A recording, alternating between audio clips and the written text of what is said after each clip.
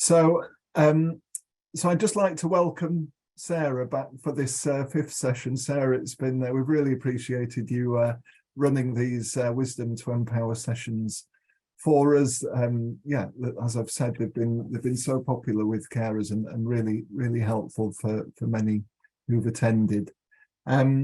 So this fifth session, rather sad to come to the end of them, but this fifth session, I know, isn't it just? This fifth session is all about self-care and something called the D word, which sounds quite intriguing.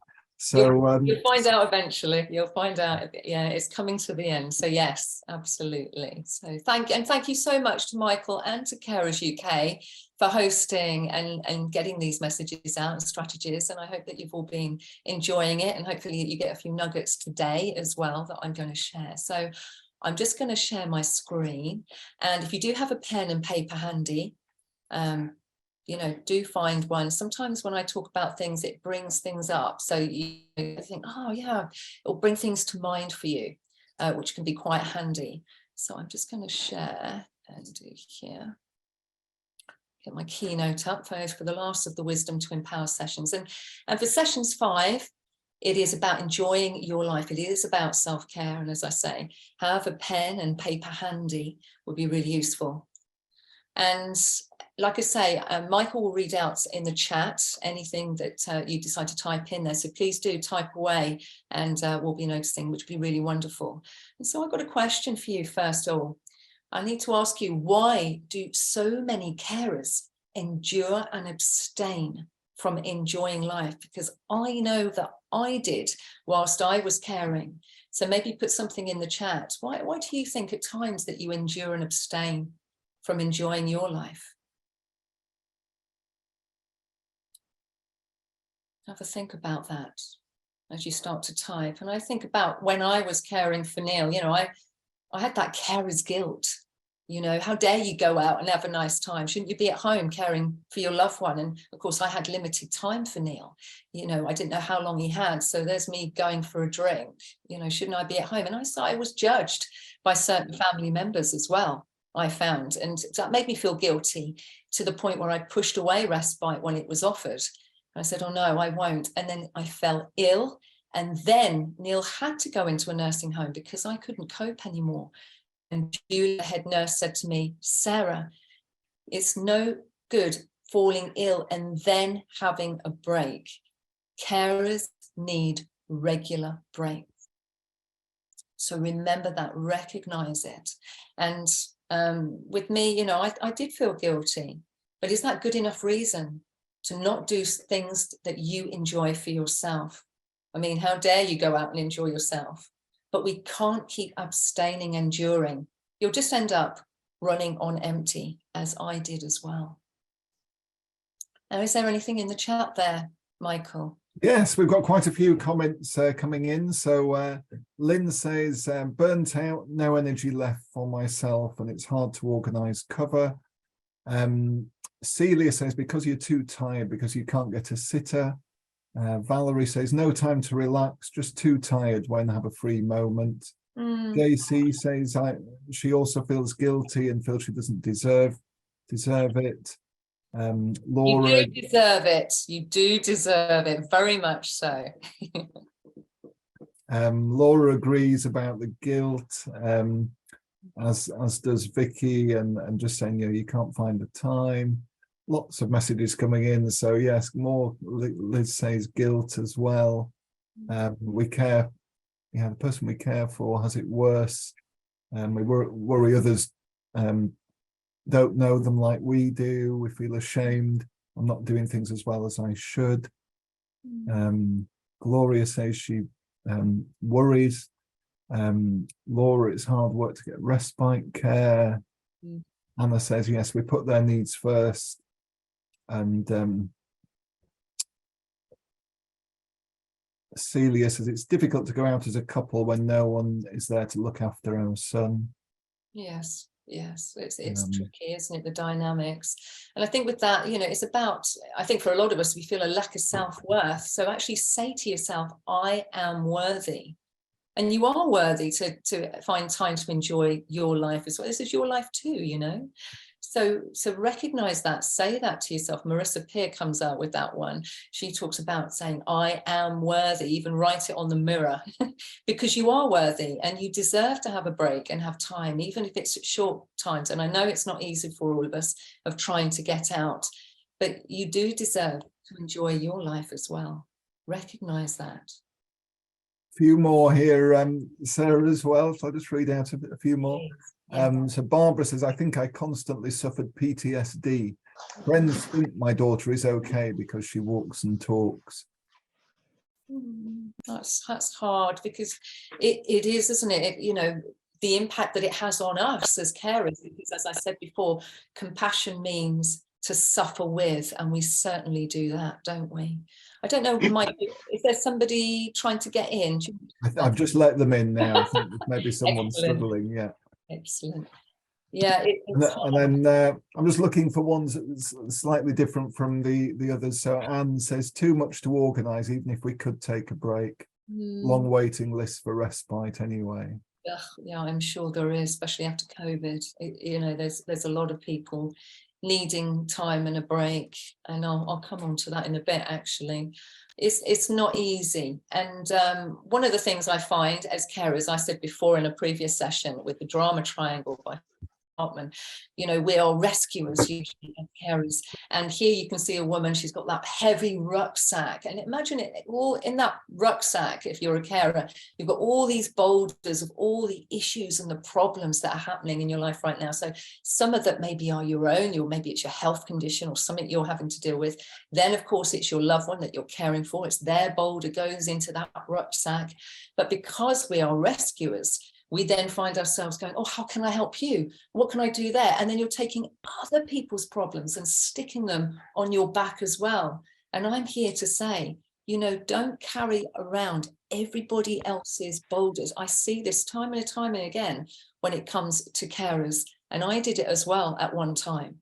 We need to take out the boulders from that rucksack, which are not ours to carry. You cannot rescue and be there for everybody. Make sure you're all right. Make sure that you only take on what you need to, and create those boundaries. And if somebody needs a bit of help, maybe it's a friend or a family member, offer them a bit of love and support, but then know how much you're going to give them, how much time, and then draw a line under that, because we've said that's their journey. We're not there to help everybody else. Sometimes others need to find their own way as well, as it were.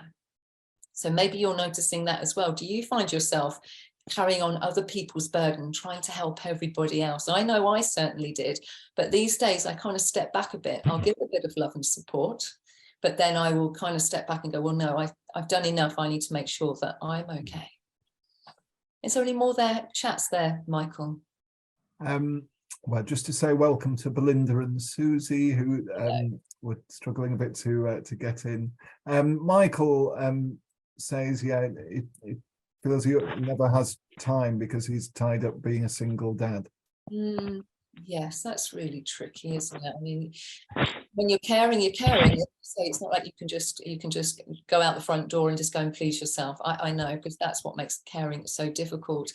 And you know, there is no glory in being a martyr and burning out, but so many of us as carers do. We really make a rod for our own back. So notice if you're trying to do too much, try and rein it in. Only do what you need to do so that you can make sure that you fill yourself up as well. You need to be there for you, and actually you don't actually have any choice. I certainly found that I was trying to be all to everybody, trying to be that people pleaser. I don't know if you guys, I know some of you have said before, you're a people pleaser like me, but in trying to please everybody, we end up pleasing nobody, particularly ourselves. And then I ended up falling ill because of that. And I know some of you guys have as well. So recognize there's only so much you can do. Make sure you fill yourself up as well. So self-care is not selfish. And often, as some of you have been saying, you don't deserve it. Well, you do. You do deserve it. And you need to be there for you. Make yourself worthy. Be there for you. And when I talk about self-care is not just about brushing your teeth or taking a shower. It's also about enriching your own life, having and doing things that make you feel happy and fulfilled, and enjoying pursuits that put a smile on your face and even may make you feel excited. These daily pleasures, however small, are really important. And maybe jot down some of the things that you do as a bit of a self-care routine, and then maybe jot down something that you would like to do, maybe to improve boost your health and well-being, of something that you might want to do, because it is vital that you look after you. So please jot down anything there. For me personally, I want to get on and do a bit more yoga. Do you think I've done that this week? Not a lot, but you know, sometimes we really just have to jot it down, make ourselves do something a little bit different, because we are creatures of habit. But, you know, again, it's like trying to make a list, you know, jotting down some self-care things that you could do for yourself. Have a think about it, even after this session. Think to yourself, what else could I do? Often we just do the same things over and over. But start to kind of like think further afield. What could you do for yourself as a bit of self-care?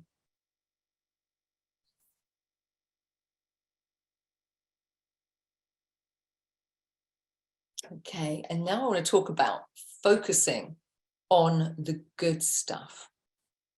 Now, I'm going to tell you a little story. This is when Neil had not been ill for that long. He'd been at home and he was watching telly all day while I was at work, and he was having chemotherapy.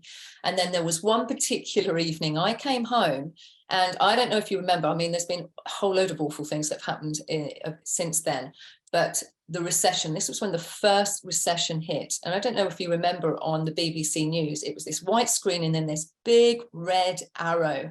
And Neil had been watching BBC News 24 on a loop all day long whilst I was away. So when I came in, I walked in with my coat on, and there was Neil, and he looked up really worried. Oh, Sarah, loads of people are losing their jobs. Now, I knew Neil had already lost his because of all that happened. You know what, Neil? I said, you don't have a job to lose. But Sarah, people are losing their homes. And I know it was awful. I said, you know what, Neil? You've got your home. You're okay. And then I picked up the remote control and I stuck it on Seinfeld, on the comedy channel, because he loved Seinfeld. And yes, there was awful things happening, which are still happening today. It's planet Earth. It's those kind of things that happen. But Neil had something that he was already having to deal with, and that was brain cancer. He had his journey. He had his boulder, as it were. He was then, as I say, worrying himself sick. He did look genuinely worried. And yes, there's only so much we can do. It is also about focusing on the good stuff. And notice, you know, when it comes to watching the TV, notice what certain programs make you feel. Sometimes we're not even aware of it. You know, when you've watched a particular TV program, how does it make you feel afterwards? And do you feel better or worse from watching it? Like with the news, do you feel sometimes it can be good? You know, there can be some good things on there, but often we can feel quite, I mean, I've had a nightmare about Ukraine. I mean, you know, to be very open about that. I mean, it's been awful, hasn't it, of all that's been going on. So to be focusing on that's quite depressing. And when it comes to the news, yes, we need to be informed. You know, we need to know about COVID and all the rates, etc. But maybe just watch those headlines instead of watching it full out. Notice how it's making you feel, how it's making your loved one feel. And when it comes to news or when it comes to any other TV programs, do they make you feel empowered or disempowered? Notice how you feel, not just with TV programs, it could be all sorts of things. It could be somebody asking you to do something. Do you feel empowered or disempowered? It's a great question to ask. So whether it's emptying your cup or it's filling you up, if it's making you feel better. So it's about having a bit more clarity, being more aware of what's going on around you and how it's making you feel, because that can really make it be a real big game changer for all of us as carers. And I can see there's a few more comments there, Michael. Yes, there are. We've had a few more coming in. I liked the one from Belinda there. She says, I don't watch medical programs or dramas anymore. I have enough of these at home. Yeah. And a few points just relating to your previous question on what people are doing or would like to do for themselves. So Yeah. Barbara says she'd like to get back to horse riding, Oh, lovely. decluttering her house, and Kathy agrees about the decluttering. Says it makes life so much easier when you can find things easily. Absolutely. Karen says just making time for my own hospital appointments. Since stress when close relative died and then having COVID and becoming a carer, I now have a lupus-like autoimmune disease. Oh, when you need to take extra care of yourself. I know it's difficult when you're caring, but yeah, autoimmune, it is when you're in that constant fight or flight response, taking long, deep breaths, you know, just doing within a minute, you know, a few times during a day, just a long, deep breath and a slow breath out, really for getting that parasympathetic nervous system kicking in so that you feel better, and it's allowing your body to recoup and rejuvenate. Thank you, Michael. Was there any more? Sorry, that's it for now. Oh, lovely. Thank you. Thank you for sharing. Oh, hang on. There are a couple more coming in. Lynn on TV, Lynn says, I become much more choosy in what I watch and read. I can't cope with negative input. Need to escape and have fun. Vicky Jane says, I've come to a real decision to pull away from volunteering. Being a carer is enough. And Vicky Jane also says she's also left Twitter. Yeah, thank you for sharing that. Yeah, Twitter can be negative as well. Social media can be negative, depending on who you're following and what's going on.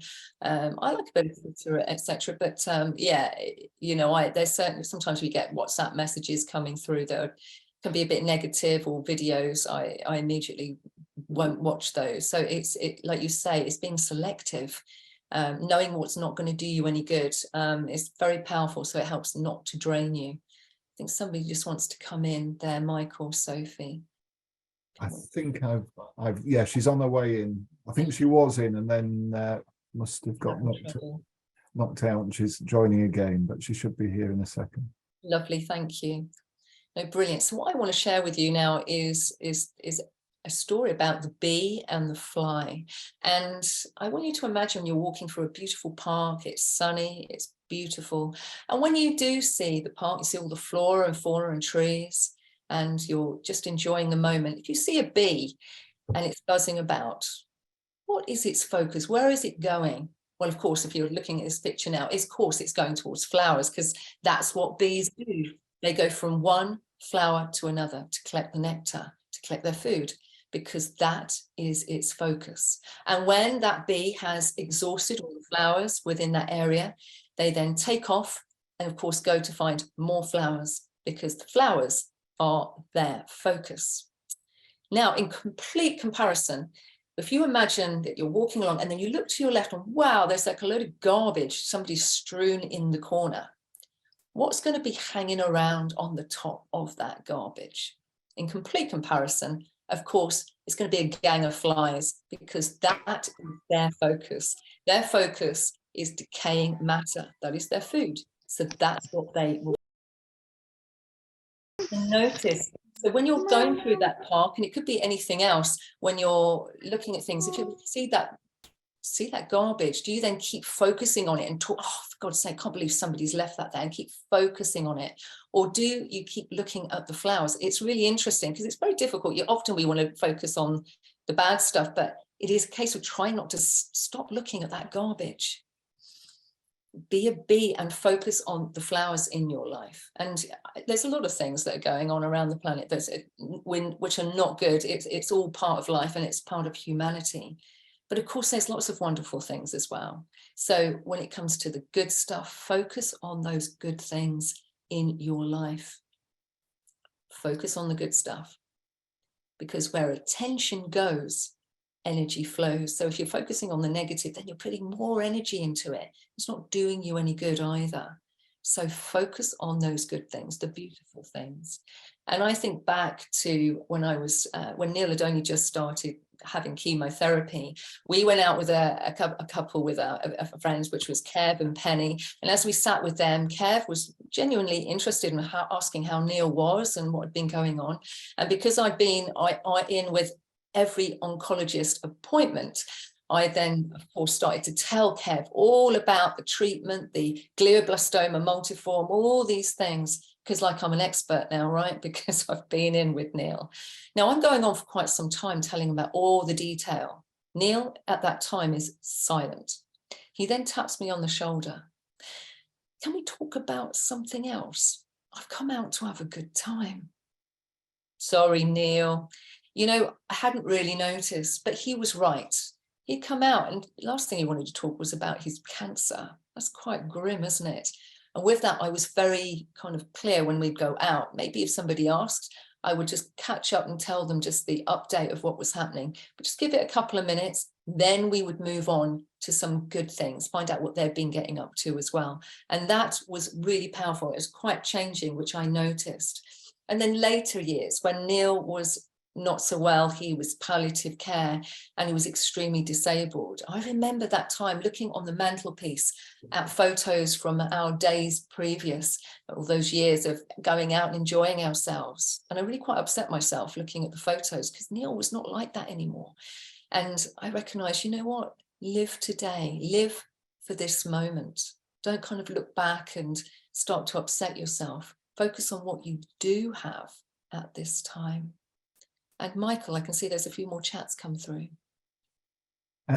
Yes, yeah. So we have Kathy saying about she doesn't do Facebook anymore, but tends to play games on her phone when she has free time because she never knows how much time she's going to have before she's needed. That's it for now, I think. Okay, lovely, thank you. So yeah, so just notice that if people are asking, well, how often you focus on the negative things, easily done if you're caring, because there's a lot of negative things to focus, you've got a lot to deal with, but then ask yourself, what are the good things? What am I thankful for? It's really powerful. And I think I've said in the past, when I get into bed at night, particularly if I've had a bad day, I say, right, 5 things I was grateful for today. And then it starts to change my mood. I start to feel a bit better before I go to sleep. And it could be just something like a hot shower in the morning. It could be something really simple, or the sun, or the fact that your loved one's here with you. Really simple things. But as soon as you start to have that gratitude, you start to think of what you do have, it does put you in a better frame of mind. You can do it in the day as well when you're starting to feel a bit low, but it can start to really help pick you up. Notice what you're grateful for. Because if you're depressed, as Lao Tzu says, you are living in the past.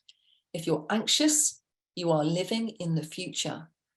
But if you are at peace, you are living in the present, which is quite lovely for what Lao Tzu says.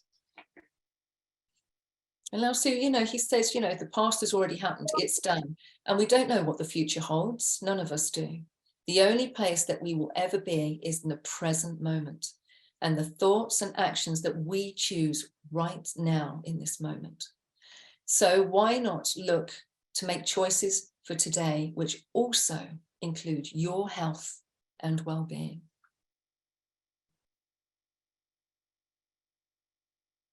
I'm going to come on to mindfulness because that's a really kind of gateway. Mindfulness is as a way of cultivating good thoughts and feelings of well-being to help ease suffering and allow more joy into our lives. And it's about getting into the now. And where the mind goes, the body follows. And what we tell ourselves about the world determines how we feel about it. And just imagine if you go for a walk, and of course all of us go for a walk from time to time, good to get out there, stretch the legs, get some fresh air, blow the cobwebs away. How many of you here, and I've done it as well, where you've gone walking and you've missed most of the walk because you're in your head and you've got that monkey chatter. I certainly do that from time to time and go, oh, you need to stop that. But of course, mindfulness, what that does is it's actually about quietening down that mind, that monkey chatter, and it's actually using all your 5 senses, looking about and really feeling into that present moment of where you are. So looking up and gazing at the trees and breathing in that air and feeling the air on your face, feeling it on your skin, and even feeling the clothes on your body, your feet in your shoes. Allow your consciousness to go everywhere to really experience everything that you're feeling, listening to those birds, to all that's going on around you, and the visualize just to keep seeing and really fully experiencing it. And one of the things I do to really bring myself back to presence, if I'm walking, if I'm anywhere and I really want to make the most of it, I say, I am here. I am here.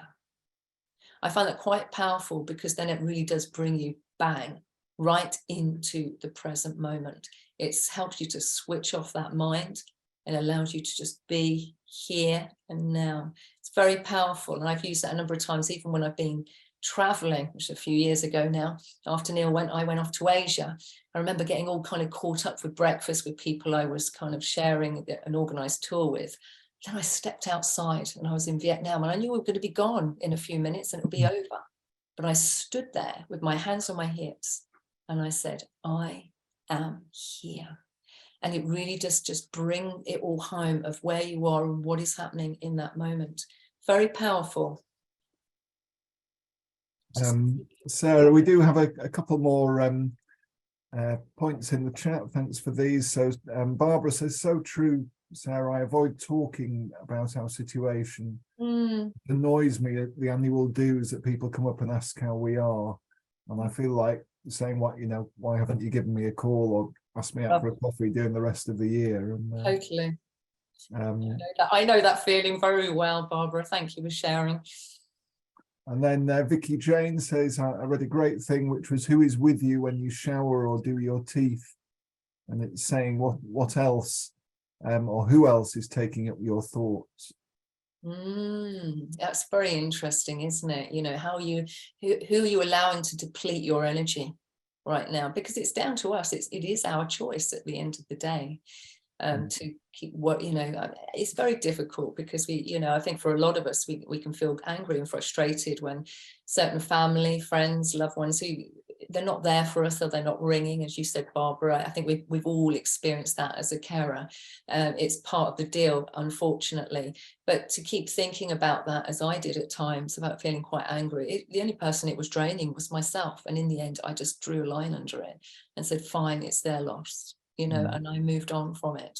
And I, you know, it is about, like I say, it's that boundary, and it's being more aware of what kind of thoughts are coming up for you. So in session 1, I talked about clarity. So if any of you haven't seen session 1, I ask you a number of questions to really check in and hone in on yourself, because we have so much going on anyway, but it really starts to help you become more aware of and more conscious of what you're thinking and how you're feeling, so that you can start to make those shifts and those changes. And Sarah, just there's a point here from Belinda, I think, responding to your point about when you go to bed at night, and if you've had a tough day and you think of 5 things that to be grateful for. And Belinda says, I've kept a list since 1st of January of reasons to be cheerful, part 2022. Brilliant. From the Ian Dury song. And in it, I write anything good that happens. I've got lots of things listed, including all the share and learn sessions. So thank you for that, Belinda. Brilliant, Belinda. I love that, reasons to be cheerful, part 2022. Brilliant. That's such a good idea, because there are still things to be thankful for and cheerful for, isn't there? We all know that. But no, I love that. It's absolutely brilliant. So just jotting those down. So if you do have a journal by the side of your bed or a pen and pad, just jotting those things down, it can put a smile on your face. It certainly does mine. And Karen, I think building on that as well, says finding new friends and new, more worthwhile activities. And Karen also says the online Zoom has helped so much.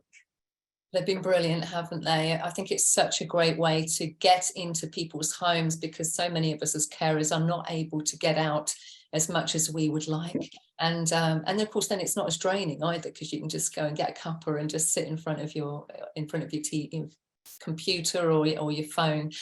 So it is really handy. I wish I'd heard that when I was, caring for Neil, when you're in the warm, because I don't know about you, but it's been absolutely pouring here over the last 24 hours. So it's nice to be indoors and still be able to be connected as we are. And Carers UK have always been brilliant for that. And Karen also says, yes, I highlighted in yellow in my diary the good things that happened during the day. Brilliant. Caroline says, yeah, thank goodness for Zoom. Yeah, it is. It's been a lifeline actually for a lot of us, I would say. Okay, so I'm going to take you a really fresh looking picture there of lemons, and this is bringing us into the mind-body connection again. So looking at that picture, I just want you to close your eyes for a moment and just hold out your hand, and I want you to imagine holding a lemon. Just feel the weight of that lemon in your hand. Just feel that for a moment. Just bring it up and imagine smelling the scent of the skin, the texture of that bright yellow peel, having a smell of that. And now, as you're standing in your kitchen, just pop the lemon down on a chopping board and slice it in half and allow those two halves to fall away. And you can see the juice, the wetness of the lemon as you open it on the inside, and just pick up one of those halves of lemon and just really smell it. You can smell that lemon, that citrusy smell. It's just that beautiful freshness. And then just squeeze it slightly, just to allow some of that juice to come out of that lemon and into your mouth, and that zinginess. Can you taste that zinginess, that sharpness, that freshness? And maybe you're salivating already. Well, you have experienced the lemon without the lemon.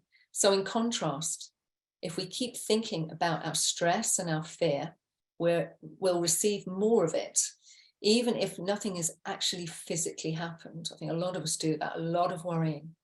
The mind-body link is a powerful tool to create positive energy in our lives, because if we can change how we think, we can change how we feel. So noticing that with the lemon is quite powerful. So it's about focusing, like some of you, like you're saying, is like thinking about things to be cheerful for, focusing on the good things. It's very easy to get so wrapped up in all that's happening. And I know it's hard because a lot of us are caring for people who, it's a real struggle. And some people are extremely ill. And I know exactly how that feels. It's hard, but it's also about making sure that you have as much joy as possible in your life as you're going on with every single day.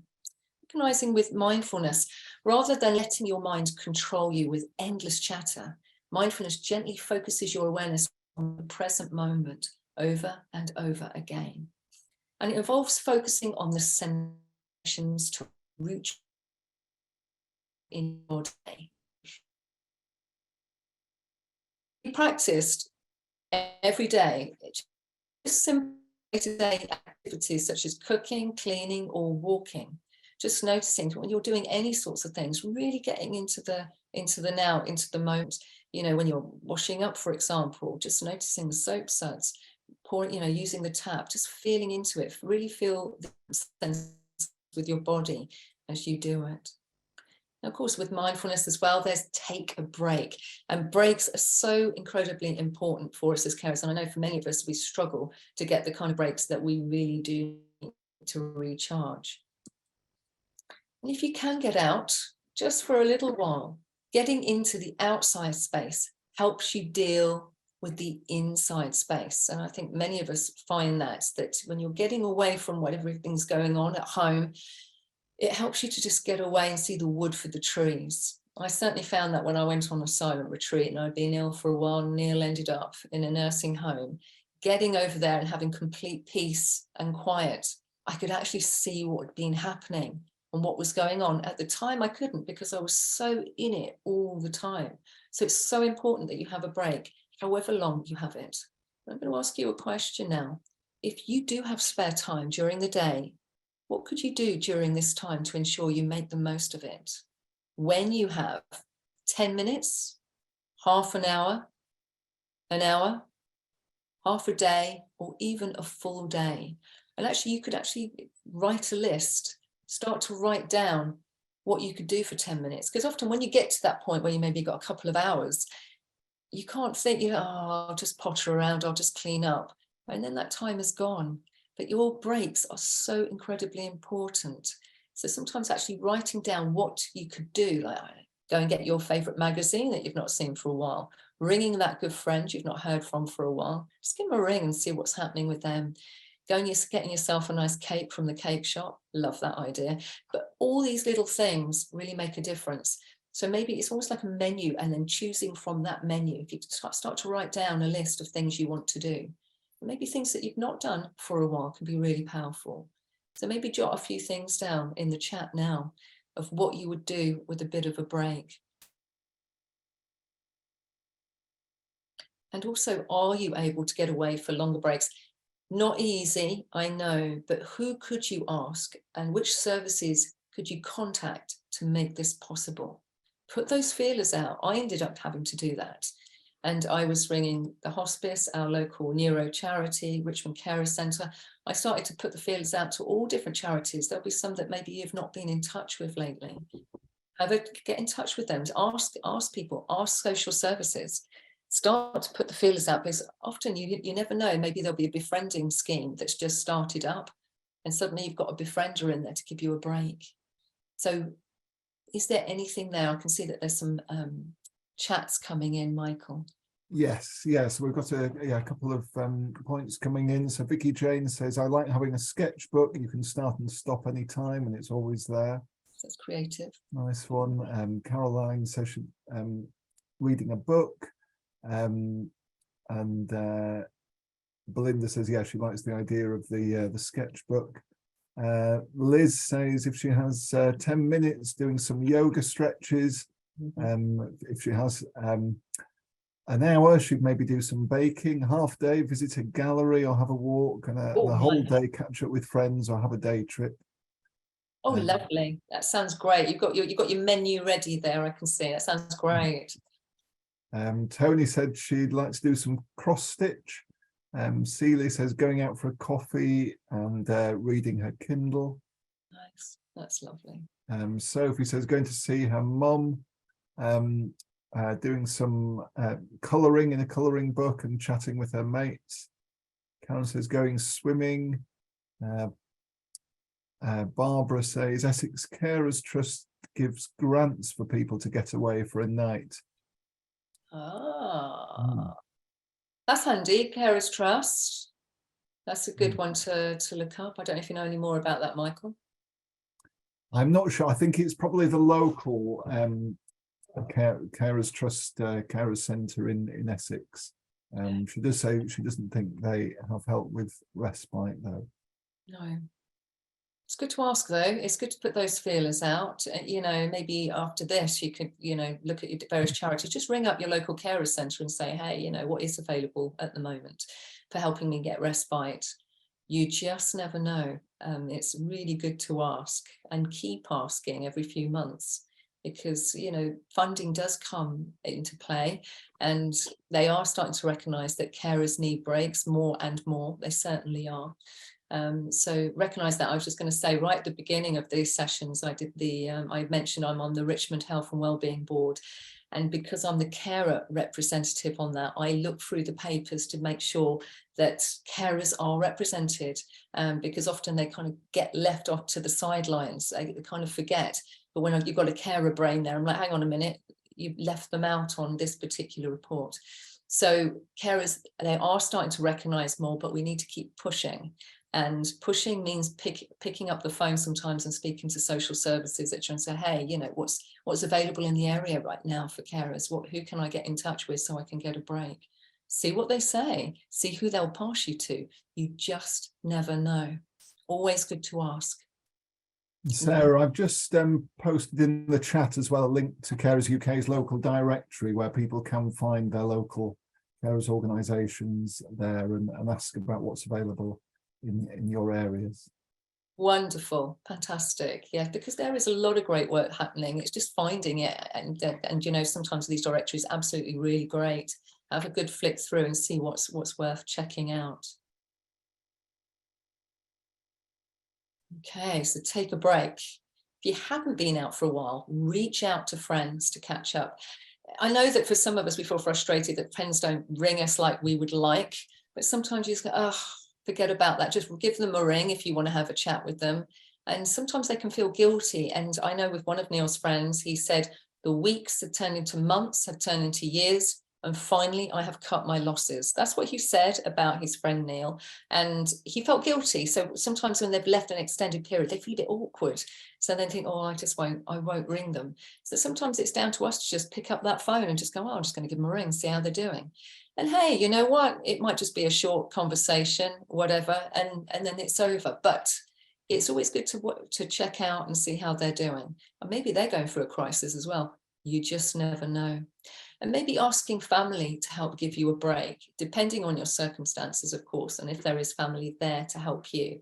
I felt guilty or a bit awkward in asking family, but if some of them kind of half-heartedly offer, then say to them, what is your diary like? And when can you come? Which is the questions I should have asked at that particular time, but I didn't. But, you know, if you get a date in the diary, even if it's just for half a day or something like that, or a couple of hours, see if we can get other people involved if you have those family nearby that can help. And as I said, look for day centres for your loved one or other charities and services to help give you a break. Sometimes it is down to us to put those feelers out, and don't feel guilty. You need your time too. We all do. When it comes to enjoying your life, oh, I can see there's quite a lot more in the chat there, Michael.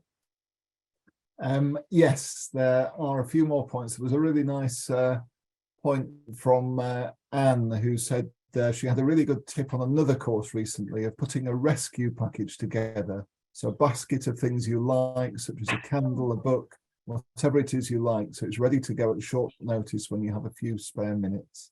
Like that a lot. Oh, lovely. So that's proper self-care, isn't it? Beautiful. And a nice tip as well, I'll look up this so we can share the link, is from Liz, who says Revitalize is a place where the person you're looking after can go to give yourself as a carer a break. Revitalize. Yes, yeah. To give you a break. Oh, I'm just jotting that down. That's a good one. Yeah, there's all sorts of things, you know, happening or kind of like coming up that haven't been before, and there will be more. People are starting to really recognise that how desperately needed respite is for carers. So it's good to share that. You know, it's almost like you need a notice, but if you've got a notice board or something like that on your website, Michael, you'd have a Facebook page, etc. Yes, we have Facebook, and we have our online forum as well. That's handy. So, you know, it's good to share those things in there so people are aware of it. And like you say, half the time we don't even know these things are there, which is a real shame, because it, you know, so then we can really utilize it. So when it comes to enjoying your life, I've just created a little, it all adds up, just the little things that you do every day for yourself, just the smallest of things to help you get to that cloud 9, to make yourself feel better. And on the left there, you can see from depressed all the way up to feeling great. And it's about heading in that right direction, doing all those little things. So of course, at first you might wake up, and I think we all do sometimes, you're feeling a bit below par. I feel a bit rubbish. So how am I going to G myself up? Well, you might roll around on the carpet and do a few stretches, or go for a walk, do something to kind of help revitalize your body, a bit of Qigong. You can find something on YouTube, a bit of Tai Chi, just to help start to stretch and move that body, just simple relaxing movements. And then because of that, you're starting to say no. So you're not getting yourself in overwhelmed. You're saying yes to everybody. You know that you need to carve out a bit of space and time for yourself. Because you have that, you then decide to ring up a friend you've not spoken to in a while. And because you've rang them, they've actually invited you to something. And you're going to go and see and do something a little bit different, to shake it out, do something different, which is quite wonderful. And then when you go to bed at a good time. And so when you get into bed, you do something like maybe a little 5-minute meditation, do a little bit of gratitude, gets you in that good state so that you feel better. But all these little things, sometimes you think, oh, what's the point? Well, it does actually all add up to helping your mind, your body, your physicality to feel better.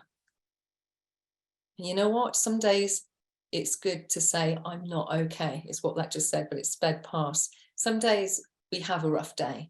We all do, and carers do as well. And you feel like you've got out the wrong side of the bed. So just be kind to yourself and just give yourself that love and compassion that you give to others. Is there any more comments there, Michael? Just a couple on Revitalize from Liz, and I was yes, just a few questions about that. So I will just share the link to Revitalize in the chat. Yeah, brilliant. Brilliant. Yeah, we can, and we'll share it as well in the link in the follow-up email. Lovely, thank you. And this is really going into deeper insight and the D word. And I know some of you are wondering what the D word, and I think some of you probably guess already. Actually, the D word is actually death and dying. And for some of us, we're caring for somebody who might be a bit disabled or have a particular condition. But for some of us, as myself, I was caring for a husband with brain cancer. And of course, he had limited time. And so the thoughts of death and dying, of course, were on my mind. And of course, for all of us, it's all part of life, isn't it? But sometimes we bury that deep under. And at a particular time when Neil was very disabled, I was really struggling. I ended up going to the acupuncturist because I had a middle ear infection in both ears. I was a real mess. I wasn't mentally well either. And my acupuncturist, she said, you know what, Sarah, I've just finished reading this transcript from off the website on an NDE, a near-death experience by a lady called Anita Morjani, which is this lovely lady here. And she just handed it to me, and I didn't really know anything more. I said, oh yeah, I'll take that home. Well, I couldn't put this thing down. And Anita had grown up in Hong Kong. She had, although she was of Indian origin, she didn't really fit in, she didn't feel, in Hong Kong. She felt really awkward, and she was constantly people pleasing, which I know some of us like to do, being there for everybody else, trying to fit in, but she never quite did, to a point that she was so stressed and she wasn't in a good place. She ended up then having cancer for 4 years, to a point then she ended up in a coma and in a ward in the hospital. And kind of that was it. She kind of let go, she says at the time, and she found herself outside of her body. And she felt all this unconditional love. She said it was amazing. And she felt her father's presence there, who'd passed a few years before. And he said, it's not your time yet. And she remembers looking back down on this crumpled bag of bones, because she was a 6 stone nothing. She got lesions, open lesions on her body. She had tumors the sizes of lemons in her torso. She really was closing down and dying. And she said, well, I don't want to go and live like that anymore. And I kind of don't blame her. But luckily for us, she did choose to come back. And she came into her body, and she had this huge near-death experience. And when she came round, she actually, the cancer was gone with only in a matter of weeks, which was amazing. But she'd shifted and changed, and she realized it was fear that had made herself so very ill. Now, at that time when I'd read this, and I loved her book, Neil was really poorly, really, I mean, he was palliative care, and I knew he was going to be gone at any time. And he looked grim. He looked very low, understandably. So one evening, he was in his hospital bed in the living room back here. I actually wedged myself into his bed sideways and opened the book up, this Dying to Me book, and I actually read the chapter of when she had this beautiful out-of-body experience and all this unconditional love. And I read that chapter to him because I felt like he was holding on. And he was holding on for me, as well as not obviously wanting to go. And I said at the end of this chapter, I said, you know what, Neil, you're going to wish, once you go, because we're all going to go at some stage, you're going to wish you had gone sooner, because you'll feel all this unconditional love. I actually said that to him. And the only way he could communicate was to put his right thumb up. I said, did you enjoy that? And his thumb up went that quickly, very fast. And within 5 days, Neil was gone. It was almost like it gave him permission to go. And it was a very powerful, and Anita now lives her life very, very differently. So she makes sure that she is okay. She fills herself up. She was a walking doormat, is how she described herself. And her quote here, she says, one of the biggest lessons she learned from nearly dying of cancer is the importance of loving myself unconditionally. In fact, learning to love and accept myself unconditionally is what healed me and brought me back from the brink of death. And she also says, live your life fearlessly and love yourself like your life depends on it, because it does. So that's how important it is to love yourself, really love you. And, you know, be kind to you, be your best friend. You deserve it. You know, you're caring as well. You're doing something quite amazing. Recognize that. And this is also from Billy Graham. Some of you might know Billy Graham. I hadn't heard of him, evangelist, who came up with this quote. But I love this, particularly for carers. He says, suffering in life can uncover untold depths of character and unknown strength for service. People who go through life unscathed by sorrow and untouched by pain tend to be shallow in their perspectives on life. Suffering, especially with caring, I would say, on the other hand, tends to plow up the surface of our lives to uncover the depths that provide greater strength of purpose and accomplishment. Only deeply plowed earth can yield bountiful harvests. And that's Billy Graham. I really do love that, because I think, you know, with our love and compassion, we go through so much. It's not just caring for a loved one, it's also how we treat ourselves. It's the dynamics of family. There's so much that you have to deal with. So be kind to yourself. And that is it. That is it for today. I'm just looking at the time. It's 2 minutes to 5, so done quite well. So I know that you've had some books to share there, Michael, and I'm just going to put in the chat as well. So my website is got videos on there as well on certain aspects. So whocaresforcarers.com with the number 4 in there as well. And you can read the first chapter for free on Hammersmith Health Books. I'm just going to come out of there and stop sharing. Okay, there we go.